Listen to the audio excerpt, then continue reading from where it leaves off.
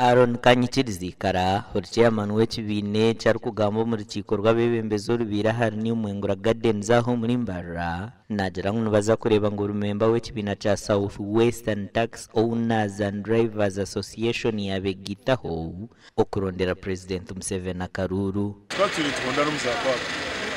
kamurebe mu ndano mpaka tundenda kwitana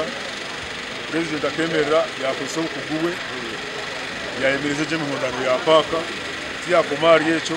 yatwereza sente yateko mu kategori y'imyuga mbare yo ni progressing anje munonga na districts ezindi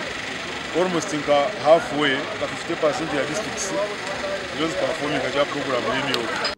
Urukiko rukirwaho na Major General Paul Mhanguzi hurigo mudumuzi w'enkambi ya kabere y'amahe eya Makenke.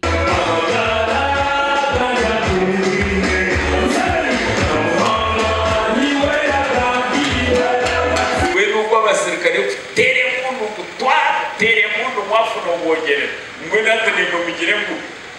katera karudo usije bugire buta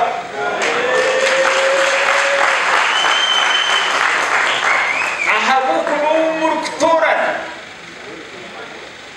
nuwari kuditaminingo kwihangarira ragume ritebeke mutino kuhemuka Okemukana mukumanya ekumi bibiri kumi na kumwe ahambara abo kubima muri abadude our president yahaye 46% ekumi bibiri kumi na mukaga yahaye 46%. Pore katwiro ryo muhezi wa RC sahabwo rembo rwambara kandobira ryo mjenyi mukora siemera ba taxi okuba bakada barunji hamwe no kuranzia hare cyabavuje ba taxi n'abakamabana n'abaconductors musafasa no region nota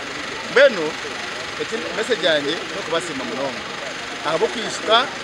no kuzumura structures zo kusempowaringa kureba kuzayicara kurukura ubikatoka Mohamed Rukagor chairman w'abakozi ba taxi habwa Bushenyi Shaka municipality we nagira ngo tubarakwenda bavuje hamwe n'abakozi ba taxi ko haba